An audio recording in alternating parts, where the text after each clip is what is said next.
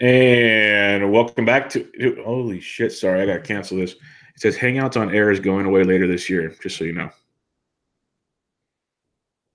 But so anybody listening, there you go. But we'll start the podcast now. And welcome back, everybody, to another episode of the Always Pressing PGA DFS podcast. This week we'll be previewing the 2019 Travelers Championship. It's a fun one. It's actually a better field than I expected going on. And in order to break it all down, my co-host, as always, you can find him on Twitter at DFS Golf Gods. Jesse, how we doing, man? Doing pretty good, dude. How are you? I'm tired, but another Monday in the books, another podcast breaking down this week's PGA action. So I'm looking forward to it. It's a little different Monday for you, seeing as how you were at Pebble Beach golf links yesterday. Yeah, it was a great day. It was a beautiful day. Got to bucket list item, cross off basically been able to reach out and touch LT Gray. But and he looks worse for wear. I'll be totally honest with you. He does not look good these days. He looks old and tired. So that was interesting to see him up that close and personal, but still playing good golf. But it was fun seeing some of the best because we were talking beforehand. I go to the Pro-Am every year, a couple days each time, and you see some good golfers there. But this was just like one after another. And it was the stripe shows some of these guys can put on because we made a point to stand on 10 because it's a 526-yard par 5. So it was one of the few holes you're guaranteed driver. And my goodness, was a spectacle to see some of these guys hit their clubs. But yeah, I guarantee it. It's crazy if obviously if you play golf a lot and then you go out and watch these guys, it's just a whole nother level of golf you can't even really imagine. It sounds different. Let's just put it that way. It sounds different. It looks different. It's wild. But all in all, yeah, it was awesome. The course was great. I know there was a lot of complaints about it because, U.S. Open carnage. I personally didn't mind it. It was Pebble Beach. What did you expect them to do? You can only lengthen it so much. They did. They lengthened every part they could lengthen. There were spots when I showed up on Tuesday for the practice round, and we talked about it in the Slack chat. I was like, holy crap, they put a tee box there? Like that, it just shocked me. But they couldn't do any more lengthwise. They grew the rough out the best they could. They, it got wet, and there's nothing they could do about it. And they're not going to burn Pebble Beach. So right. Well, you can't. No, hardly. Can't. Well, I mean, I guess you can. I've seen pictures of past tournaments, and it looked more burnt out, but it's just harder to do. It didn't get windy. There's nothing you can do about that, and that could be a complaint. That could be a complaint. Like, well, then don't put it somewhere. Well, if it got windy, the scores would have been -2. It would have been that bad. The same thing with Aaron Hills. That was the defense of that golf course, and Brooks shot 16 or whatever he shot there that year. And then, there was when there's, like you said, when there's no wind at Pebble, the only thing they could have done in anticipation of there not being wind is bring the fairways in more. Yep. But I mean, how do you know to do that 2 or 3 months in advance? And that's when you got to really start growing it out and getting everything going. So, I mean, for me, it was disappointment from the fact that, you didn't see the carnage, but at the same time, the guys really liked the golf course. Mm-hmm. Maybe it was because they, there's a lot of low scores. I don't know. But the greens looked good. They rolled good. And it was a great golf tournament too. Yeah, and that's the thing is it was still a good golf tournament. The best of the best are still on the leaderboard at the end for the most part. You couldn't complain about that. Right. If you compare this event to the Pro-Am's winners are 20 under par. So it's not like these guys lit the course up like they do in the Pro-Am. And the other factor is if we want to talk the wind game, well, then where's the British Open complaints? Because that's every course over there. If it's not windy, they're going to tear it apart. That's every single course. So I understand. I get the carnage part. Maybe I'm just biased because I love Pebble Beach. Walking around Pebble Beach is awesome. But it played tough. And if you look at the overall scoring, there's a lot of guys that weren't under par, a lot of really good players. And there was only 3 guys that shot all rounds under par. So it ate people's lunch. It was the total, that's what the guys said, Phil and all these guys, why they liked it so much. It rewarded good golf and penalized just slightly off golf. And that's all you can really ask for on a venue where you can't completely destroy it. Right. So I get both sides of it. I guess I was on one side that wasn't as popular as the other. Yeah, I'm with you. I mean, I think a lot of it too, especially in our circle, comes from the fact that 79 guys made the cut. Yeah, when it's top 60 in ties, so you get 79 through when the 66% is normally very low. And then just a bunch of chalk made it right on the fucking number. And of course, I wasn't on Webb, and he was the highest owned. And then he goes just absolutely the fuck off on Sunday there. Untold how much he cost me by doing that. But I mean, Gary Woodland got it done, dude. He looked great. He looked really good. I mean, and stared down Brooks Koepka. I really thought, I don't know where you were at when they started their round. I don't know if you saw it or not, but Brooks on 2 hit it way right. Would have been OB in the AT&T Pro-Am. Finds it, hits it up short, and just got off a lie. He's got 1 foot way above his left foot, way above his right foot, and hits one of the greatest shots I've ever seen out of that rough. And then makes a par somehow. And I thought it was just going to be his day, especially after that start. But dude, Gary, like, he just stayed calm, cool, and collected, and like never got phased. Made a few bogeys, but got up and down when he needed to, and I mean, just looked really confident, man. And it's really hard to do on that kind of stage. So props to him. It was awesome to see, because when Brooks was doing that on 2, I was sitting on 3, just a little past where kind of their tee shots land for their kind of wedge in. So I was sitting on the side of the hill there on the right side, so we could see the hit ball hit the green and everything, but watch him hit. And it was like Rory's group or whatever was right before Brooks. And you see the crowd, like you could see 2 where he was, and this crowd just kind of waves over, but they're coming closer to the 3rd hole, and you're wondering what they're doing. And then you hear this just roar, like you said, basically when he hits this shot, you're like, holy crap.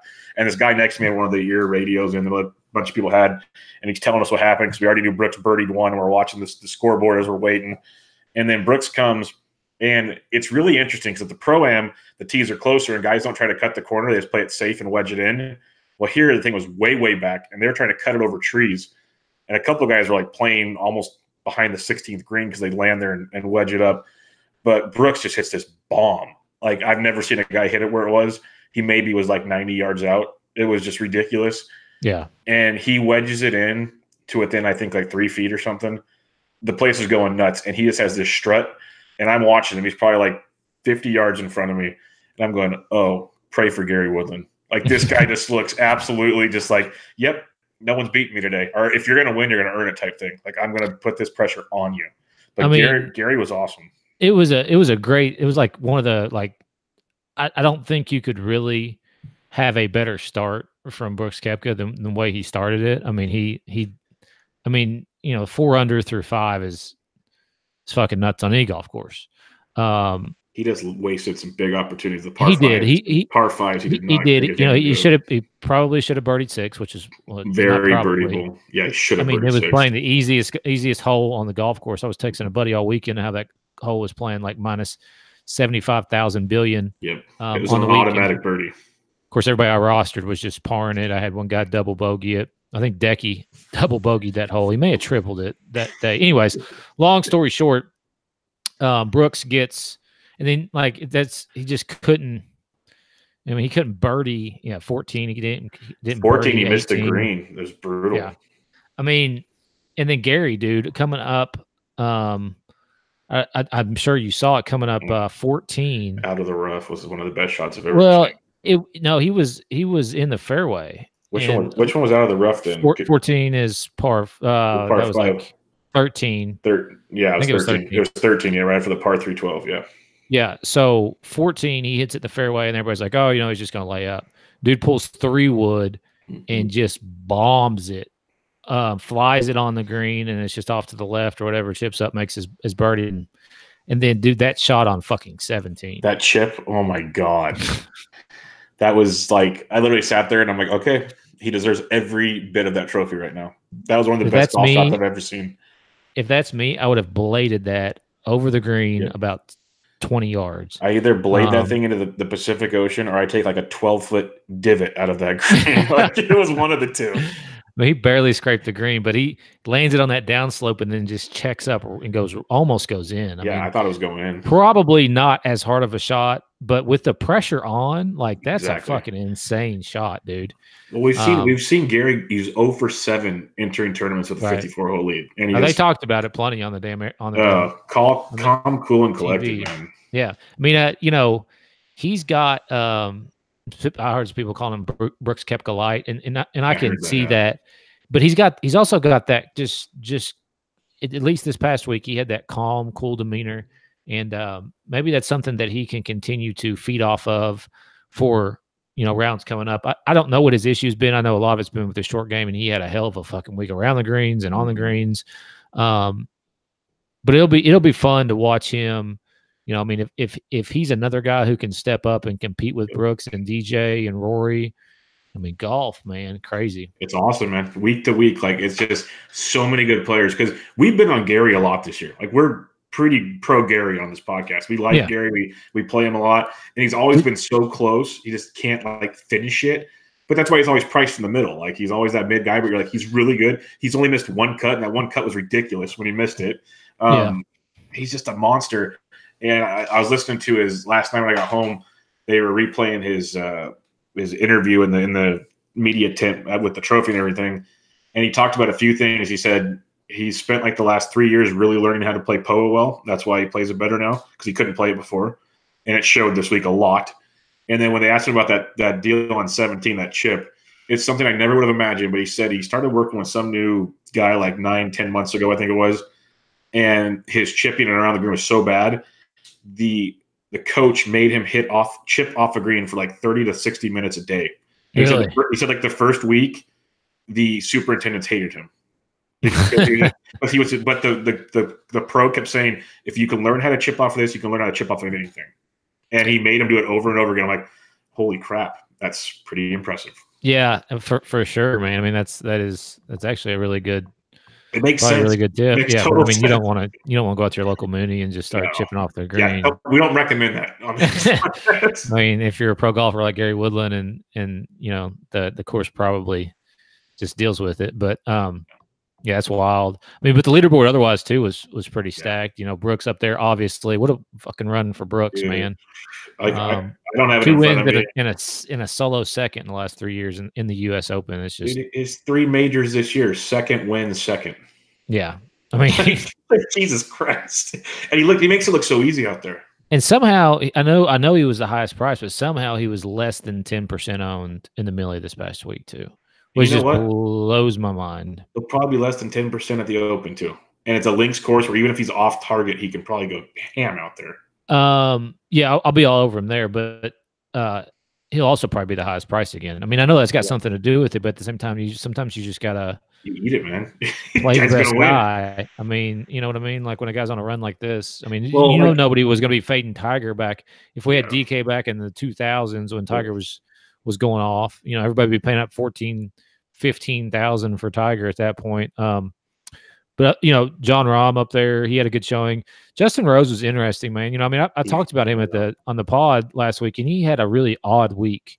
Did not hit the ball well, and it really caught up with him on Sunday, where he shot 3 over par and fell back to a tie for third. But otherwise, a good week. I mean, a lot of it was just around the greens and chipping well, and then also, obviously good putter. What was that, like 22 putts in round one?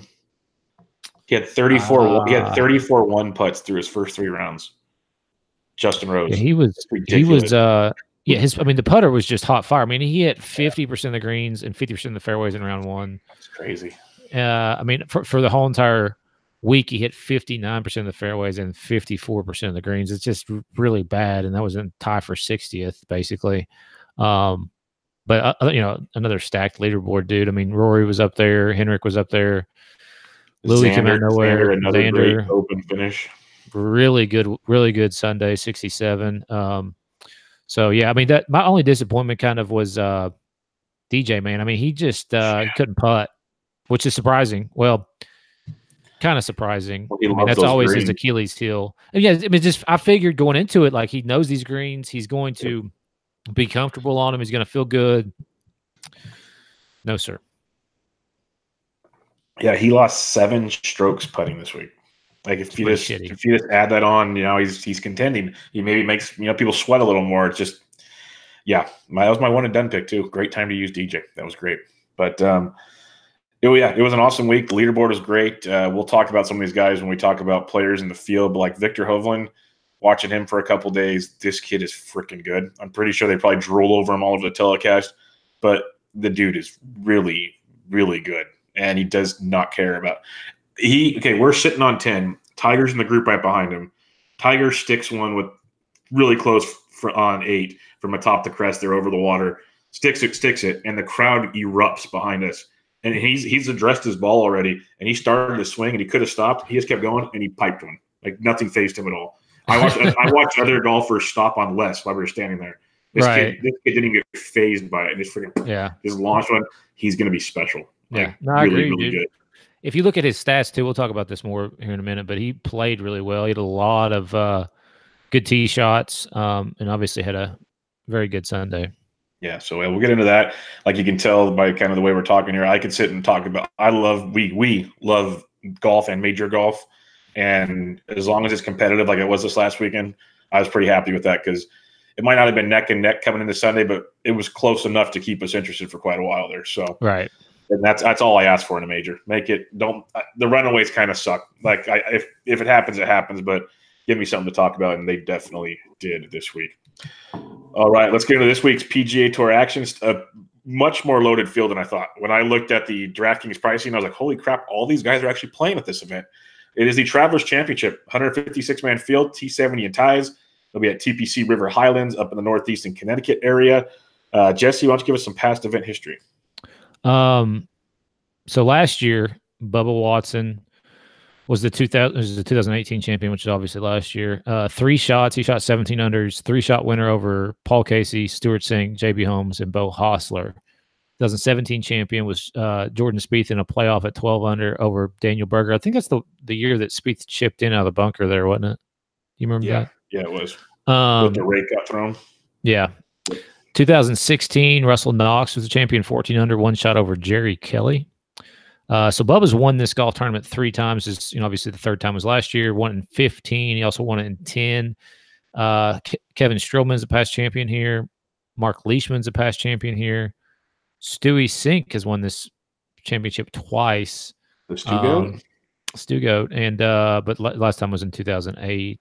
And then Phil Mickelson has also won this championship twice as well. He won it in 2002 and 2001, back-to-back champ Phil. All right, yeah, it should be a fun tournament, and as you kind of mentioned with some names there, it's a tournament where all different types of players can be very successful. TPC River Highlands, it is a Pete Dye track. You'll hear that over and over, Pete Dye specialist, but there's actually some validity to it. I'm pretty sure Jesse can kind of agree with that. There is Pete Dye is a special type of course. It's a very visually it can alter your decision makings if you haven't played it enough, because it'll kind of make you look at things a little differently, be a little distraction to you there. But some of these guys, what? I actually played 90 holes of golf Thursday, Friday, and Saturday on a Pete Dye design this past weekend. Outstanding. There's one out here in Carmel Valley Ranch. I play once or twice a year, and once I played it the first time, I realized exactly what people talk about when they say how it can visually mess with your mind. Oh, he totally mind fucks you. Yeah, totally mind fucks you. Because once you walk up to your ball, you look back at the tee and like, God, I'm an idiot, or something along those lines all the time. Well, it's just he's constantly doing something that, like you said, is like an optical illusion type of thing. A lot of his greens also run front to back, so they're sloped away from you. Makes it a lot harder to stop the ball on the green. And you, at least on the courses that I've played, there's another Pete Dye design up in French Lick, Indiana that I've played as well. But they're a lot of fun to play. If you ever get a chance to play a Pete Dye design, I highly recommend it because they are fun. They're fun, and they're fun, and they won't destroy you as long as you kind of know where you're going. Like, right. They're not meant to just ruin your round. They're just meant to kind of make you think a little bit, play a little different golf. Well, and you get more comfortable on the more you play on them too. More times you get around them, so course history will be big here, but go ahead. Yep, 6,840 yards, give or take here. It's a par 70, so not a long golf course. It's kind of a theme we've had a lot, Jesse. A lot of these par 70, 71s, but just like shot makers courses. They're tree-lined fairways. There's bunkers in places where you kind of need to be accurate off the tee to avoid them or go over them. Unlike some of these other courses we've had where it's been less than driver specifically, this you can bomb it or you cannot. It's one of those, like, you can take your chances. The fairways are a little bigger than what we've had, but still the trees are there. The rough is not like super penal, but it will affect you a little bit because the biggest thing here is reading all the different quotes from guys. You need to be good. I know it's a wide range, but different guys have different thoughts on it based on how they get off the tee. But if you can hit good from like 1 to 150, so wedge shots, iron shots in, you're good because you want to be able to hit the greens. The greens are kind of a little undulating, but not horrible. But it's very hard to get up and down around the greens. So that'll penalize you big time. A lot of these guys said if you get an accurate shot off the tee, your approach game's good, you'll have a lot of chances of birdie. Like a lot, they said. You can go really low here. The greens, kind of average size. They're POA, a little bit of bent grass, different than the POA on the West Coast where they won't kind of get beat up a lot throughout the day, but they grow a bunch throughout the day. So a lot of the other quotes I said, if you're on the early tee time, so if you're playing Showdown Thursday or Friday, think about this. A lot of low scores in the morning, not as many low scores in the afternoon. Keep that in mind. It's supposed to rain Tuesday and Wednesday. Supposedly will be clear through the rest of the week, just slight winds. So that also means the course might be a little damp, which means you're going to have a little more receptive greens, but also the rough might be growing out a little more because they couldn't maintain it. So keep that in mind. A few water hazards, but they won't come into play very often. I think it's about all I have on this. It's super scoreable. It's where Furyk shot is 58, so you can make it happen. But if you're not hitting greens, you got to be really good around the green. I got to emphasize that a lot. So approach game is going to be key. What kind of stats are you looking at this week, Jesse? A lot of course history, so I'll use that. But also greens and regulation, a little bit more accuracy over distance. I mean, I know Bubba is obviously a past champion here, and look at some of the other guys, like Leishman. He gets it pretty far off the tee. But for the most part, it's more of your kind of short hitters. I mean, Spieth is a past winner here, and he's not super lengthy, so more guys who just keep it in the fairway versus bomb it way out there. And so strokes gained approach if you're on Fantasy National. Proximity from 125 to 150, 150 to 175, birdie or better. A lot of par fours here, 450 to 400 to 450. Kind of it. Yep, I'm pretty much on the same page with you there. So a little Fanshare Sports real quick. If you didn't take them up on their 50% off offer and you wanted to try them, I don't know what you're waiting for, but you can still get 25% off by using promo code ALWAYSPRESS, all one word, all lowercase letters, always press. Let's go into some of the information they have here. Last 4 Travelers events, average DraftKings scoring. Paul Casey's played in all 4, and he leads the way at 97.5 DK points on average here. And it's a lot like a Valspar course, so that makes a lot of sense. Brooks has played this twice. He's averaged over 94 points. Jordan Spieth over 92. Of course, he won it. Russell Henley over 90. Hoffman 90. Lahiri, Bubba Watson's played all 4, gotten almost 88. Danny Lee, Cantlay, and Bo Hostler have all played really, really well at this event. If you do Pete Dye courses, the last 10 Pete Dye courses, and obviously not all these guys play 10, but some guys that have played, a handful. Kisner averages over 83 points on Pete Dye. He's a specialist. Molly almost 82. Cantlay almost 80 points in Pete Dye courses, and so on and so forth. You'll hear Siwoo Kim's a specialist here, and many, many more. And lastly, guys with good current form and good course history coming into the weekend. Brooks Koepka, Jordan Spieth are on the list. Cantlay, Kevin Tway actually plays really well here, surprisingly. And then Russell Knox, Emiliano Grillo, Tyler Duncan, Mackenzie Hughes, and many, many more. All right, before we get into the DraftKings scoring, wanted to give a little shout out to our boy at Fantasy Sports DGens and the Slack chat over there. Mitch crushed it. The $8 5 max took it down for $5,000 over the weekend. That was pretty damn cool watching him sweat it out every day, getting the updates, and he took it down 6-6 lineup. Awesome stuff for Mitch right there. The wild thing about that lineup is he was sitting really well after Thursday, except for Webb Simpson. And of course, then you have to root for the chalk, and then 60% get 6-6 or 40%, whatever it was. So yeah, dude, hell of a score for him. Congrats on that. Yep, I think I had 4 of the same 6 guys he had in my 5-6 lineup, and I lost because of Justin Thomas. That was fun. That was I had really 2 6-6s that didn't cash.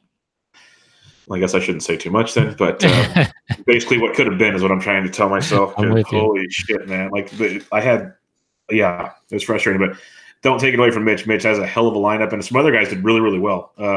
Sean and Eli and I was doing well. CH Rudy. There's a handful of dudes that crushed it between Showdown and other actions. So join us in the Slack chat. It's free, guys, and that keeps saying it each week. I know Jesse talks about it. The golf chat keeps cranking up more and more. I love having the activity in there because Jesse and I, we talk to each other all the time via text and stuff. So we're not just going to sit there and talk to each other in the Slack chat. But if there's ever questions, Jesse's usually there, or I'm there, or someone's there. Kevin's in there a lot now. Come join us. It's a blast just talking golf and helping each other build lineups. So come join us and make it happen. But Jesse, let's get into the Travelers. Like I said, a really loaded field, 10K and above. We got 5 guys. You got Brooks at 11.8, got Cantlay at 11.3, Spieth 10.7, Molly 10.3, and Jason Day at 10,000. This is a weird week because the 6K sucks, but you might be able to make it work. What do you like up here? Yeah, it's not nearly as comfortable as it was last week going up and grabbing Brooks. And for that reason, I mean, I'll take Brooks all day, every day. 19th, 9th, and 51st in his last 3 appearances here. 19th was last year. 2016 he finished 9th. 2014 he finished 51st. Probably going into it, most people will be of the, he doesn't give a shit. But then again, you could spin that the other way. He could finish second. He didn't win last week. Maybe we get an angry Brooks again, a slighted Brooks who brings his A game and really bears down, or maybe he doesn't even hardly try and still whips everybody's ass. So I'll take Brooks. I think Cantlay at 11.3 also is okay. From the stats perspective, he's definitely hitting the ball well. A decent week last week, finished 15th here last year, 21st last week, and obviously won the Memorial 2 weeks ago, and that was after a third, and a 9th in his last 3 appearances before the Memorial.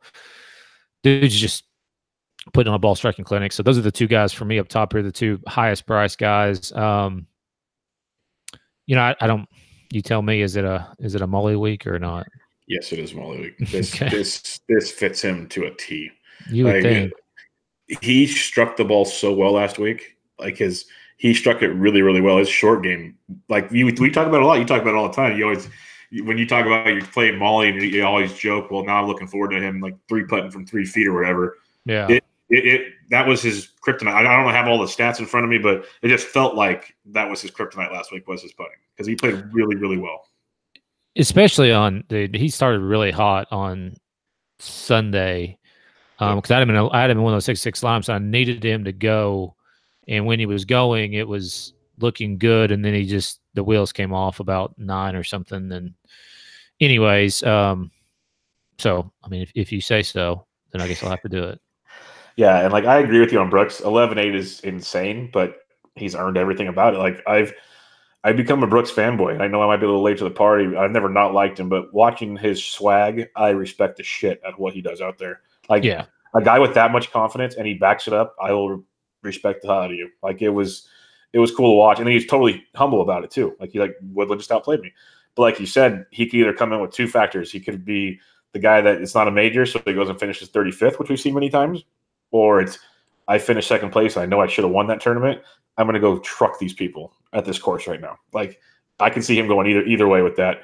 I think Cantlay's a great pick. I think Cantlay's going to be pretty popular at 11.3. I've heard his name a lot already, and I haven't even listened to much, but he seems very, very popular. So I'm going Molly. If I'm going up here, I'm going Molly at 10.3. Just when you're looking at a shot maker's golf course, it screams a guy like Francisco Molinari. It really, really does. And I'll roll that dice with him again. If he's not hitting greens, it could get dicey. But for now, I'll go Molly and go from there. But in reality, I think I'm going to be spending a lot of time a little lower. And let's get lower. Let's get in the 9K range. You got Justin Thomas at 98, Casey at 95, Fleetwood at 93, DeChambeau at 92, Leishman at 91, and Tony Finau at 9,000. If anybody's worried about Justin Thomas, it was his putting that screwed him again. He's healthy because on Sunday he was playing Cypress Point, so he's just fine. But what do you got here in the 9K range? Yeah, give me all the Paul Casey and Tommy Fleetwood. Casey obviously made the cut last week, finished 21st. He had a good Sunday. Fleetwood, his game it's in a weird place. He made the cut, but he played like ass. He never even disinterested on Sunday. He never even broke par. He shot 71, 73, 73, but now he still has not missed a cut since the Open de France. God, I've got such good accents. It's outrageous how good my accents are. Back in July. So, the guy may not be contending. He really hasn't been in contention since the Players. I guess kind of at the British Masters. But as far as the PGA Tour goes, since the Players Championship, where he top 5 there, his course history here, he's never played. So how he's going to fare, I don't know. But those would be the 2 guys for me here. I mean, obviously Leishman as a past champion that was in 2012. He's hit or miss. Bryson, he had a decent showing. He just never could really keep it all together at the U.S. Open. It's obviously not a really great comp here, but I don't really like him. Finau, no. I just can't do it at this point. I don't know where his game's at, man. It's really odd. He has okay course history, but just had a really weird year for Tony Finau. We really expected him to have a great year, and it's just been an average, very, very average. Kind of disappointing, actually. Yeah. But I'm with you, Casey, all the way. I love Casey here. Like, in reality, jumping back on Justin Thomas might be the way to go here, like in a GPP sense, because literally, when you look at his ball striking yet again, this has been a trend. Like 2 weeks ago, when he missed the cut, his ball striking was great. Ball striking was great again this past week. He just couldn't putt. It was as simple as that. Not saying it's going to change this week, but a guy that strikes the ball as well as JT does, GPP-wise, this could be very interesting. I think you'll get him very low owned. Well, it's been weird with him. Like, his ownership has been at the Memorial, his first tournament back, 27%. He was the chalk. He missed the cut. 22% at the Canadian Open, and then down to 16% at the U.S. Open, where the pricing was a little bit softer and a lot of options around there. So, I mean, obviously, if it continues that downward trend, I'm all over that. But if he's going to be chalky, man, I don't know. Yeah, I don't want a chalky JT, but I think a lot of people are going to go to a $9,500 Casey because I'd say you're probably right. And I don't blame anybody. Like, you like him, I like him a lot. I think his course fits Casey phenomenally. I'm just thinking if we come to Wednesday night and JT is like projected less than 10%, I'm very, very intrigued by that predicament because as much as he burned me last week, I know how good he can be, and that is an interesting spot to be in. But I like Casey. I agree with your Fleetwood takes. And then Leishman, I think, is a very good play at $9,100. I think there's a lot to like there with Leash. He was playing with Tiger on Sunday. That can't be easy, but he seemed to just kind of be having a good time. Shot 1 over on Sunday, T35 overall. He had a 5th at the Memorial, past winner here. I think there's some upside to Leishman at $9,100, and I think he gets quite overlooked at that price point. So give me some Leishman at 91. Let's get to the 8K range. You got 3-time champ Bubba Watson at 8,900. Another guy that struck the ball really well, surprisingly, last week, but couldn't putt and get around the green. You got Usti at 88, Mickelson at 87, Sneds at 86, Reeve at 85, Reed at 85, Reeve at 84, Kokrak 83, Streelman 82, Hoffman 81, and your boy Berger, $8,000. And by the way, Berger pipes it. Absolutely pipes it. But what do you got here in the 8K range? I'll start with Bubba. I mean, so there's a couple different ways to go with Bubba. Either, everybody's going to talk about he's 3-time champion, this is his type of course, but this is like Bubba has just like certain courses. He's probably never going to win a U.S. Open. He probably will never win a PGA championship. He might win the Masters again. I don't really know his history at the Open Championship, but I mean, he missed the cut last year. Long story short, he missed the cut last year at the U.S. Open and turned around and won this golf tournament the next week. It's the same exact setup, almost to the day that the U.S. Open ended last year. Then he turns around and wins the Travelers Championship the next week. So I'll watch and see how chalky he is projected to be. If he's chalky, I don't know. If he's not, I mean, when I say not, less than 15% is, I think, a good number on Bubba. But he will get a lot of tags. So it'll be interesting to see if that actually translates into being really chalky. Moving on down, Ches Reavie, man, I talked about him last week, and he had a really, really good week. And I think they showed like 2 shots of his on Sunday with his opening tee shot and like his last putt. No laying up guys were like all over the fact that Fox just refused to show him. And he was like, they did show him a couple of times when he was smiling when Brooks was just making when he was in Brooks' shot, probably. Yeah. I mean, like after Brooks, I think birdied 5 or whatever, and he was 400 through 5. Like Ches turns around and he's smiling or whatever because it's like he's just like, holy shit! Like I'm gonna sit here and watch this all day. And then you didn't see him again till I think like 17 and he actually had a really good shot in the 17, but he hit 3-wood. Everybody else was hitting like 4-iron. Anyway, Ches Kokrak, man, he's interesting. So miscut last year, but 26th the year before, 34th, and 48th in the 3 years prior to that. And he's kind of, obviously coming off the Memorial. He finished 62nd at the Memorial, but week off, a couple weeks off now. I'll go back to him at 8,300. Strillman, too, at 8,200 past winter here. Fourth at the Memorial tournament there, and has made 5 straight cuts on tour. And then last but not least, Berger, obviously finished second here to Jordan Spieth in 2017. Last year he was 67th. Not really worried about that, but he is just continuing to turn out cuts. And like I keep saying, eventually it'll all come together for him, and he will have a good weekend and get into contention. So $8,000 in this field, I like a lot. Yep, I don't hate that at all. Bubba, I'd imagine he's going to be popular because between winning here and the term Pete Dye specialist, because he plays well. Is it Riviera that's a Pete Dye? I think there's one down south that he plays really well at. He plays well at shot shape courses, as people say. So Bubba 89 is going to be very interesting to see how that plays out. But I think Usti interesting at 88, coming off last week's good performance.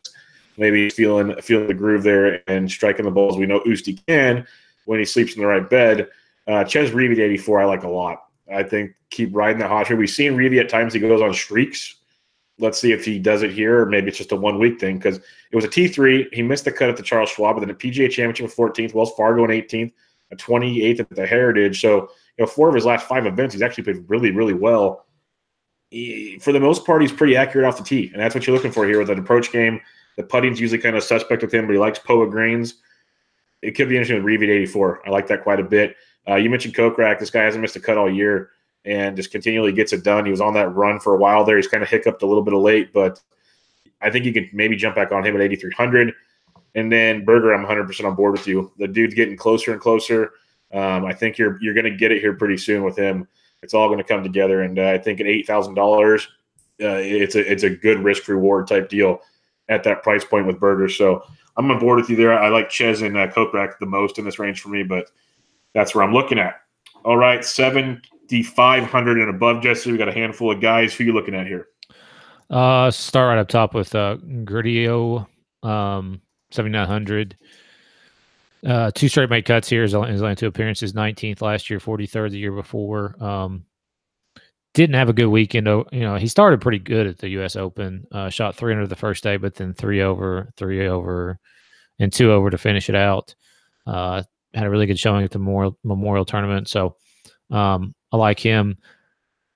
I love Hovland, but I'm scared of the chalk, man. Yeah, he's not going to be not popular, I don't think, especially at that price coming off. They had him on Fox after his round where he shot 4 under on Sunday, broke Jack Nicklaus's scoring record, which I'm sure Jack will put an asterisk by himself since it wasn't on a U.S. Open, quote unquote, U.S. Open course. Even though he won a U.S. Open there. All right. I mean, but you know how Jack is. Anyways, long story short on Hovland, I love him, but first, this is going to be his first start as a tour pro. He's turning pro now. So it's going to be a little bit of a different mindset, a little bit of a different setup for him. Just depending on how chalky he is or how much buzz. I mean, I think he's going to get a lot of buzz this week, so it'll be interesting. But my pivot off of him is Russell Knox. Looking at some course history stats, he really stands out.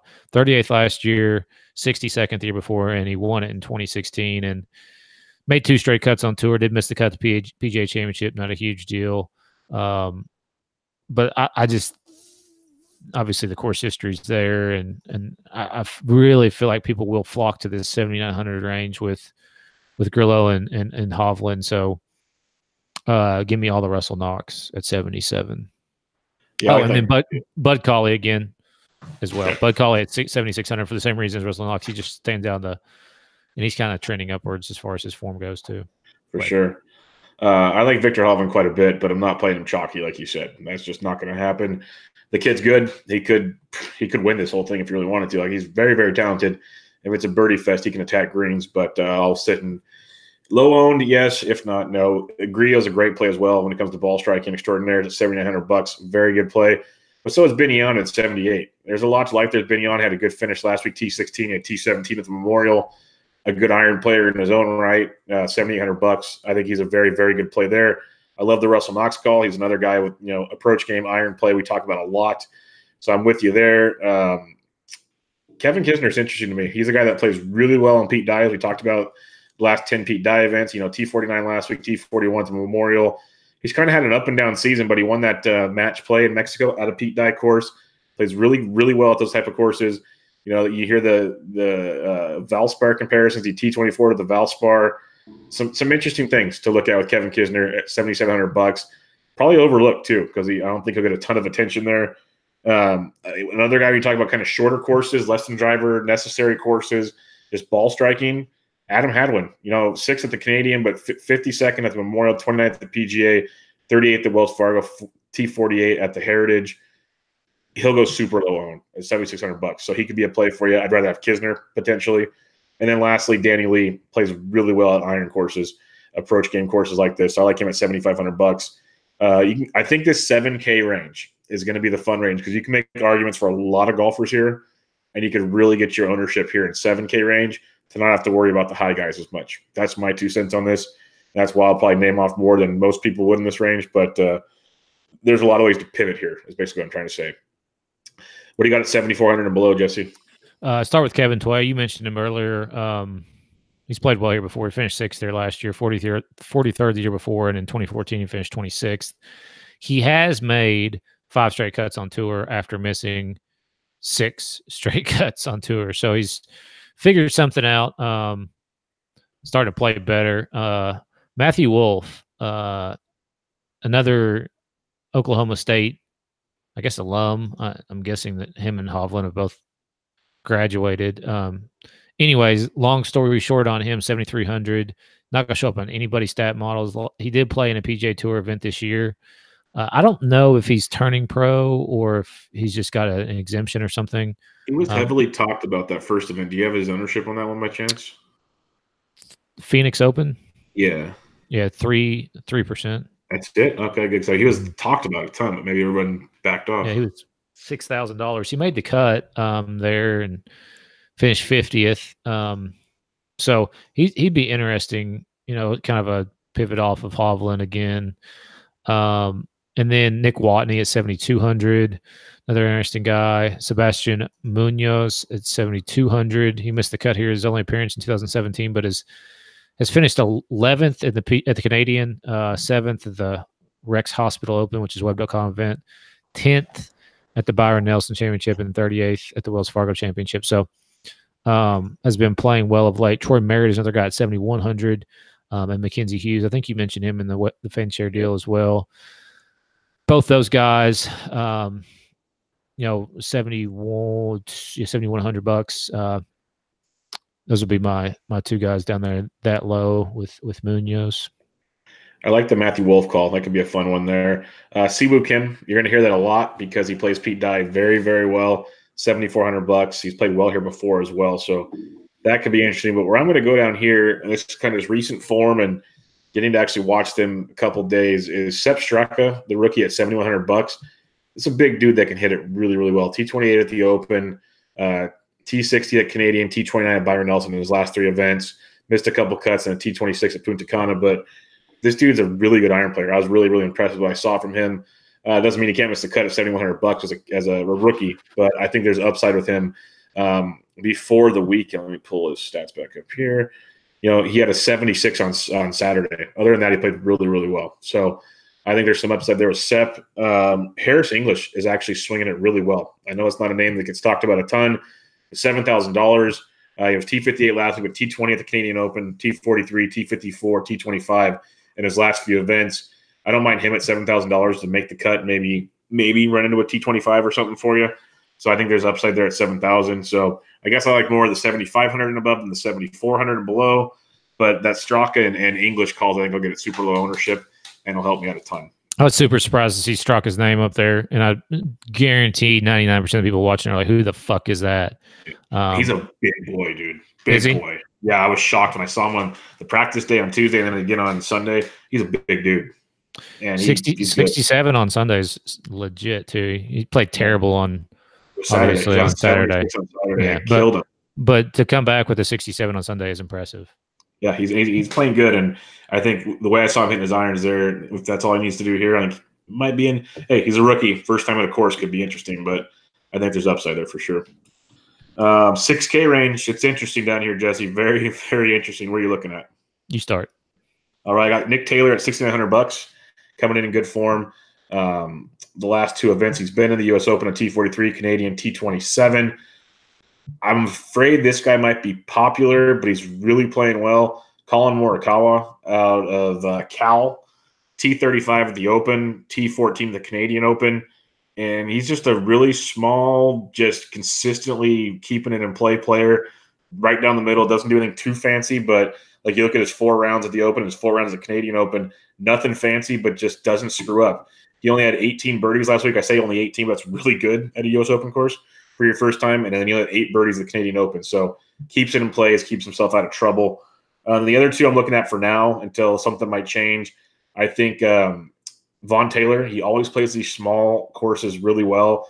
Maybe not contending, but he's going to make a cut for you, make it interesting. And then Brian Gay is another guy I like on approach game type courses. He's very tilting because if certain, like his putting's off, it's a nightmare. But usually his iron play is really, really good. So Gay at 67 could be a good one. What about you? Yeah, the Colin Morikawa guy. Didn't somebody in the Slack chat mention him last week? I think so. And that's the only reason why I knew what his name was when I saw him walking around. I was like, okay, let me see who this guy is. I'd never even heard of him. He just signed with Adidas. So, yeah, I hadn't either. And anyways, I like that call. Another guy at 6,900 is Peter Malnati. Don't mind him a bit. Moving on down, Tom Hoagie, whatever, 6,500, just from a course history standpoint. And then also Scott Langley at 6,400, another guy just from a course history standpoint. It's they're hit and miss, but Langley finished 25th here in 11th in 2015 and 2014.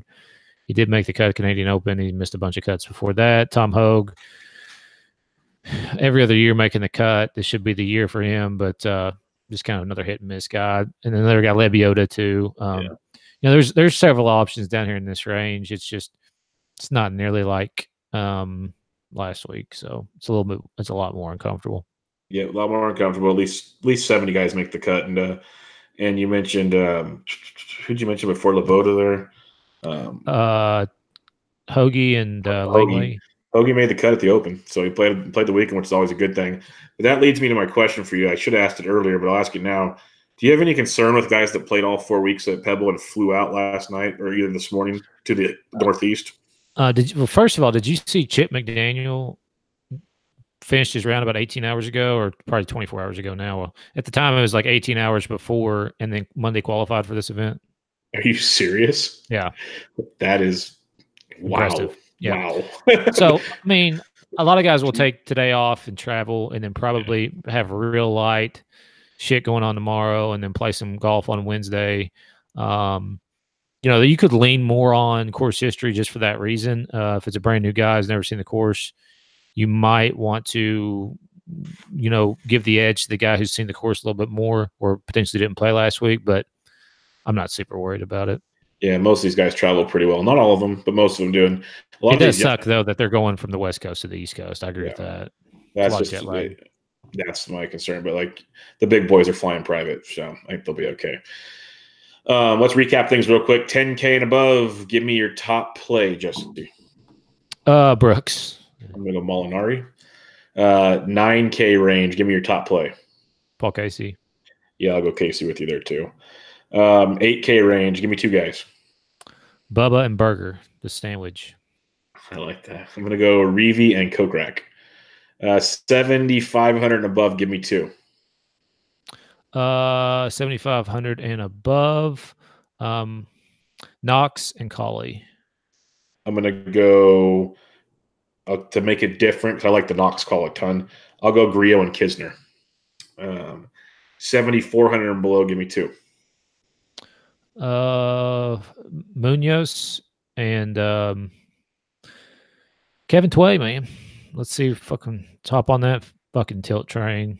His short game extraordinaire. I'm going to go Straka in English and give me one guy below 7K. The one guy below 7K. I didn't mention this guy before, and I'm gonna go ahead and just throw him out there now. Tringali. He, from like a stats perspective, he lines up better than anyone down here, and he's actually decently high in the model. So I'll say him from a non-stats perspective. Morikawa. That's where I'm going. I'm going Morikawa. It might be crazy. It might be popular now, so I'm not paying. Do not go all in on that guy. Don't go all in on anybody down here, but I'd rather go all in on Straka in English than I would anybody down there. That's how I'm gonna try. I'm gonna try to stay out of there by playing Straka in English as much as I can. But Morikawa would be my guy down below. But I want to see what his ownership is this week. After he's more known now. Let's put it that way. For sure. All right. If you're building a GPP lineup, give me 3 guys you'd start it with at this point in time. Brooks, Munoz, and man, I'm just gonna say Kokrak because, I mean, I got to. Yeah, some people might not consider this GPP, but I'm gonna go with it. Leishman, Bubba, and Berger. That's my GPP stack. Some might consider that more cashy, but that's my GPP way. If you're starting cash, I'm going to start with Casey, Ches, and Kokrak. Where would you start in cash? Yeah, I like that quite a bit. Casey, I would throw Grillo in there as cash worthy, and then Knox as well. Yeah, I think you can make a fun cash line this week that has GPP upside for sure. Like the old story, like our boy Ham Dog mentioned to our boy Rob, who was leading his cash game lineup. He says you always play your cash in a GPP. Always play it in some form of GPP. Last but not least, got some winners for me, Jesse? No, I have no idea who's going to win this. Well, while you think about it, go ahead. I got Usti at 33-1. I think that's got some merit to it. Kisner at 75-1 has some merit to it. And I'll leave one of them for you because I know you're going to go to him. What is Bubba? Bubba is he's 35-1. Yeah, I mean, I don't mind that for Bubba. The other guy that I would consider is Knox. He's got to be 75, 60-1. 60. Yeah, that's why I left that one alone. I figured you'd want him or Berger's 80-1.